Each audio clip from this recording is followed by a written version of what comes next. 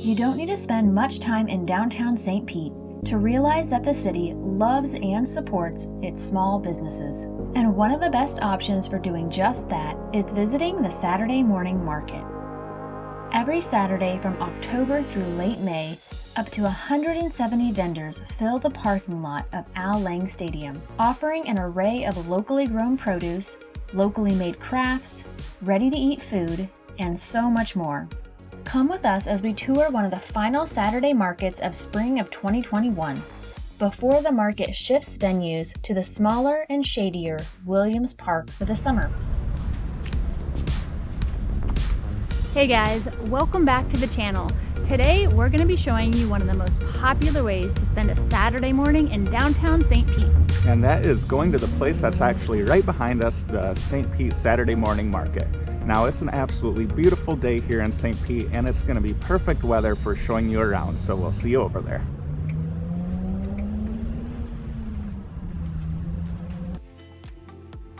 One of our favorite things about the location of the Saturday market is that it's located right on the Pinellas Trail, which runs parallel along 1st Avenue South through downtown St. Pete. Residents of western downtown St. Pete and the Edge District can easily hop on the trail on their bicycles, scooters, skateboards, or rollerblades and arrive at the market in a matter of minutes. And that's exactly what we did on this beautiful spring day. We've always found there to be an abundance of parking options for bicycles and scooters located just outside of Al Lang Stadium, the home of the beloved Rowdies soccer team. On this day, we found the east end of the Al Lang Stadium to also have many open parking spaces for vehicles. At the entrance to the market, we found the dog guidelines as well as the COVID guidelines. On our visit, the wearing of masks was being required as a rule of the market itself, although all government-mandated mask orders had been lifted. While we found both the number of people and vendors at the market to be less than the typical experience prior to COVID, we still found no shortage of options for great local shopping and enjoyed having a bit of extra space to walk around.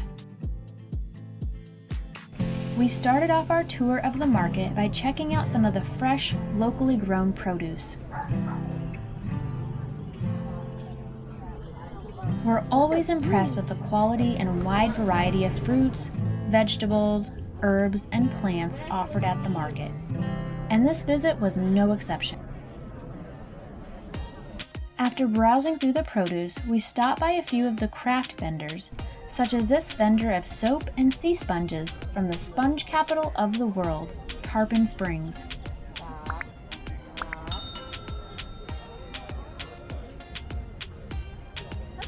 After checking out some bags and t-shirts, just a few stands away, we came across a super interesting jewelry designer who creates unique and eco-friendly recycled and upcycled jewelry out of products such as Corian counter scraps, hardened and polished automotive paint, and surfstone, a repurposed material made out of resin waste from surfboard manufacturing.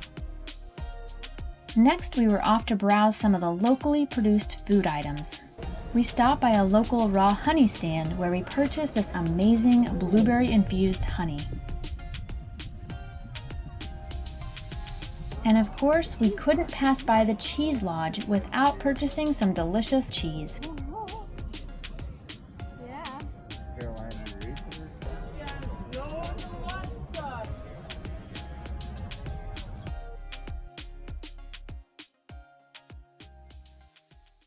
Soon after leaving the Cheese Lodge, we came across a familiar name, the Havana Cafe, as we had just eaten at their brick-and-mortar location a few weeks back when filming our Gulfport video.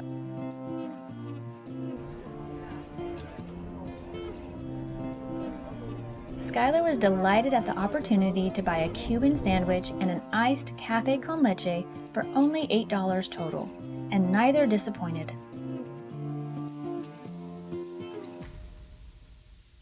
Next stop was the Bay Coffee and Tea Trailer, a local coffee company which we learned to be the world's only commercial producer of sustainable solar-dried coffee, known as Cafe Solar.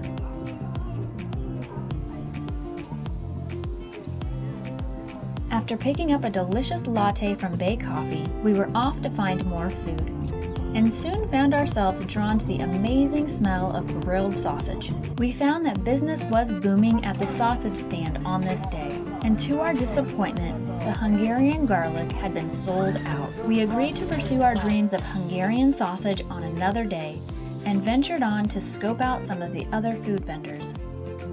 Luckily, there was no shortage of other amazing food options, including a tamale stand, an empanada stand, and this cute little French trailer known as La Petite France. Ultimately, the allure of trailer crepes won out, and we ordered the Brie & Company crepe, which was delicious, and also seemed to be quite healthy. Thank you. With lunch and coffees in hand, it was time to find a place to eat. We were happy to find an eating area with several tables set up at the southeast corner of the property, and quickly found a table in the shade to enjoy our meal.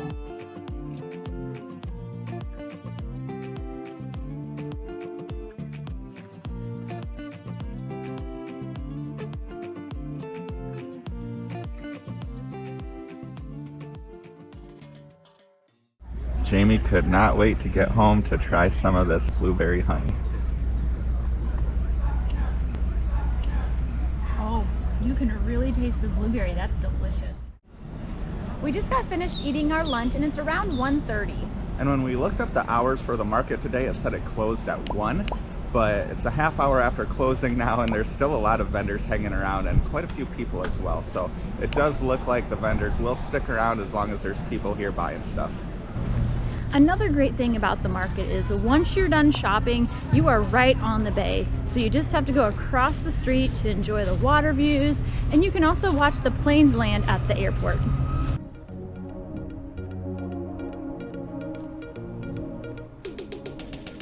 And just in case you haven't gotten your fill of local shopping vendors, the local vendors at the St. Pete Pier kiosks are open until 6 p.m.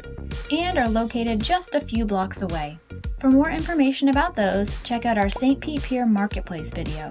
And if you do make it to the Pier Marketplace, we highly recommend stopping by the 7 Cents kiosk for their awesome Bloody Caesar mix.